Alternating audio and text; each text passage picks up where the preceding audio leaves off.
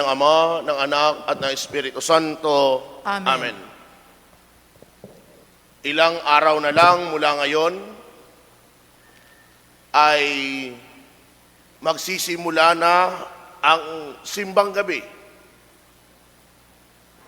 At matapos ang 9 na araw ng simbang gabi, ipagdiriwang muli natin ang taunang kapanganakan ng ating Panginoong Jesucristo. At marahil yamang ang pagdiriwang ng Pasko ng pagsilang ng Panginoon ay nalalapit, mailan sa atin na natapos nang magkabit ng mga palamuti para sa Pasko. Ang ilan naman nakagawa na marahil ng mga listahan ng mga bibigyan ng regalo. At gayon din, pinag-iisipan kung anong salo-salo ang maihahanda. Subalit tandaan natin na ang Pasko ay hindi nangangahulugan ng regalong tatanggapin, ng pagkaing pagsasaluhan. Ang Pasko, una sa lahat, ay kapanganakan ni Jesus. Kaya nga, kung ang Pasko ay tungkol sa kapanganakan ni Jesus, maganda bilang mga mananampalatayang Kristiyanong Katoliko na paghandaan natin ito. Paano nga ba pinaghahandaan ng Pasko? Kapag ang ating paghahanda ay nakabase sa mga palamuti, sa regalo at salo-salo, di natin nauunawaan ng tunay na dahilan ba tayo nagdiriwang ng Pasko. Ang pagdiriwang ng Pasko ay hindi para sa kapakanan natin. Ang pagdiriwang ng Pasko ay para kay Kristo na sumasa atin. At yamang ito ang ating ginugunit at ipinagdiriwang, tayo na makikipag-isa sa pagdiriwang na ito, dapat ihanda ang ating sarili. At sa linggong ito, napakaganda ng iniiwan sa ating hamon at aral ng mga pagbasa, paano nga ba paghandaan ang nalalapit na Kapaskuhan. Kung babalikan natin ang unang pagbasa at ang salmo na ibinahagi sa atin, nakakatawag pansin ang halos parehong tono ng pananalita. Sabi ng salmista, "Nang lingapin tayo ng Diyos at sa siyo'y ibalik, ang nangyaring kasaysay ay parang isang panaginip. Lahat tayo'y natuwa, masayang nagsisiawit." Mapapatanong tayo, bakit masayang nagsisiawit ang mga Hudyo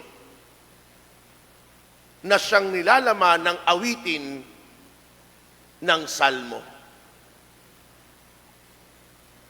Ganito rin ang tono ng pananalita ng aklat ni Propeta Baruch na ating napakinggan sa unang pagbasa.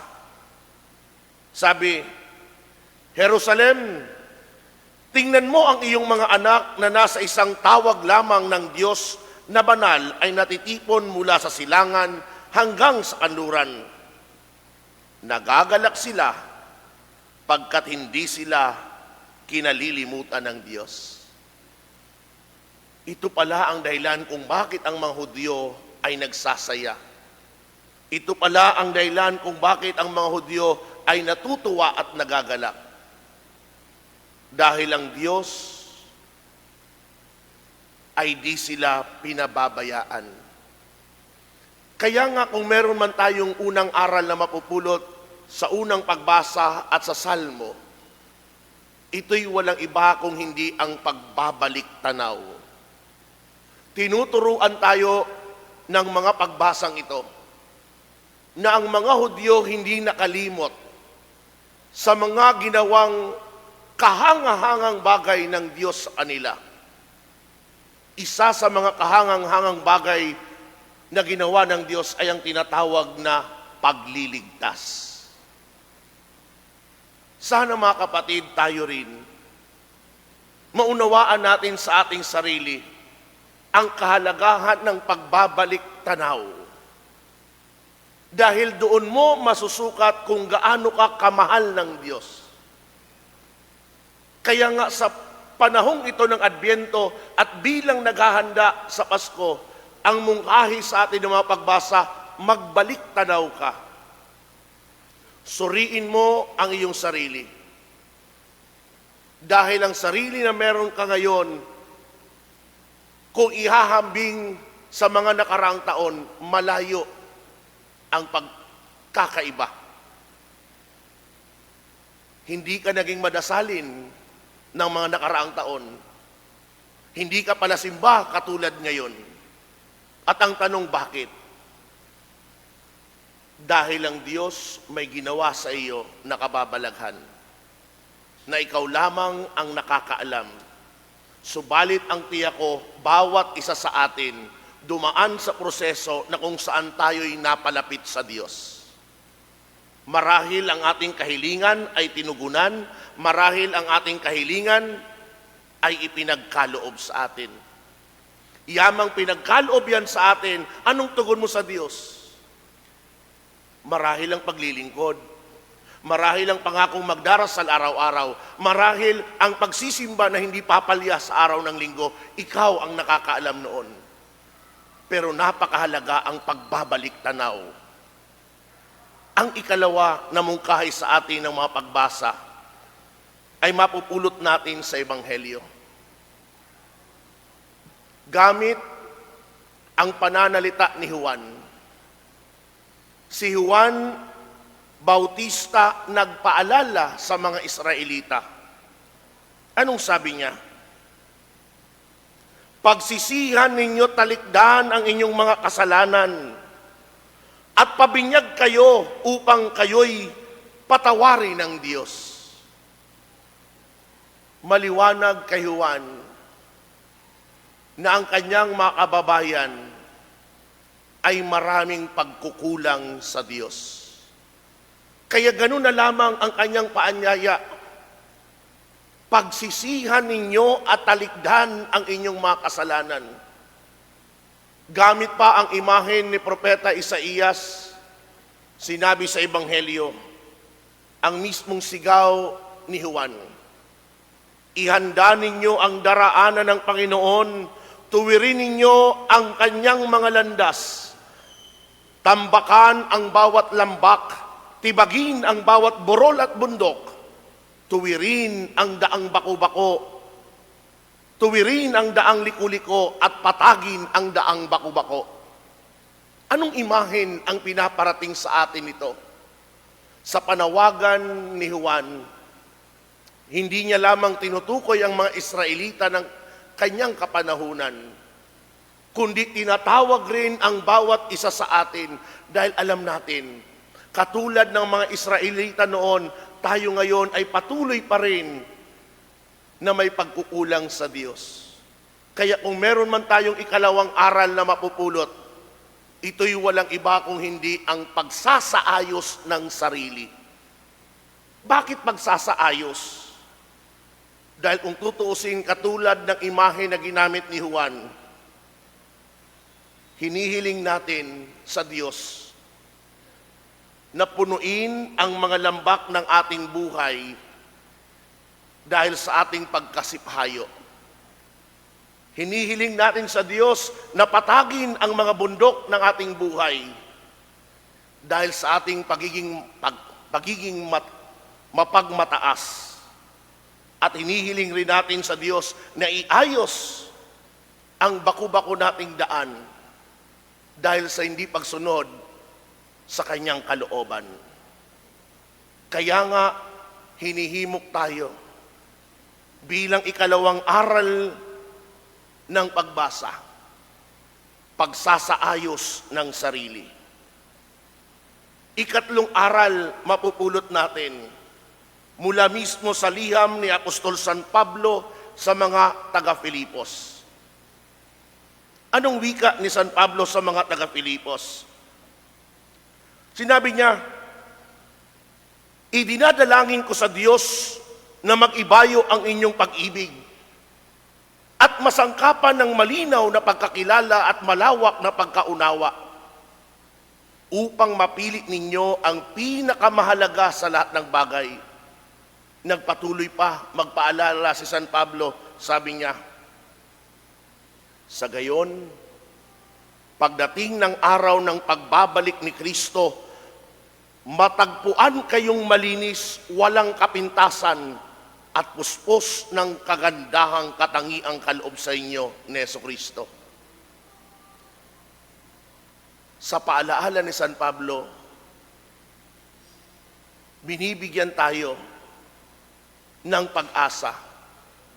Yamang ninais mong ayusin ang iyong sarili, pag sumikapan mo ngayon, ikaw ay maayos na, tahakin mo ang daang matuwid. Tahakin mo ang daan ipinagkaloob sa ng Diyos hanggang sa kanyang pagbabalik. Dahil ang sino mang tumatahak sa daang iyan, ang siyang ginagantimpalaan. 3 aral ang ipinababatid sa atin ng mga pagbasa sa linggong ito bilang naghahanda sa tunay na kahulugan ng Pasko. Una ay ang pagbabalik tanaw. Ikalawa ay ang pag-aayos ng sarili. At ikatlo, ang pagpapatuloy ng mabuting pamumuhay. Ang 3 aral na ito na ating napulot ay magkakaroon ng mas matingkad na saysay kung ating susuriin na sa ating pananampalataya may ginagawa tayo bilang paghahanda. Ito'y walang iba kung hindi ang pagdulog sa sakramento ng kumpisal. Bakit, Father? Upang maging mainam at makabuluhan ang ating pangungumpisal, mahalaga ang pagbabalik tanaw. Pagbabalik tanaw o pagsusuri ng budhi na kung saan titingnan natin ang ating mga pagkakamali. Ikalawa, sa pangungumpisal, doon nakakamit natin ang pag-aayos ng sarili. Kapag tayo ay tapat, kapag tayo ay mababa ang kalooban, kapag tayo ngayon ay dumudulog at sinasabi ang ating mga kahinaan sa pamagitan ng paghingi ng tawad, doon nagiging mas mabisa ang sakramento ng kumpisal.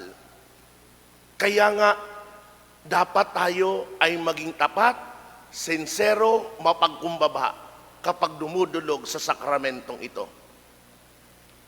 Ikatlo, sa sakramento ng kumpisal din, matapos tanggapin ito, yamang tayo ay naayos ng Diyos, pinatawad ng Diyos. Tahakin mo na ang bagong buhay. Ipagpatuloy mo na ang bagong nasimulan.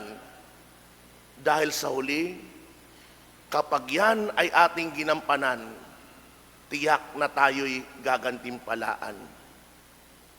Mga kapatid, yamang tayo ay naghahanda sa Kapaskuhan, itanong natin sa ating sarili, handa nga ba ako sa pagtanggap at pagparito kay Jesus?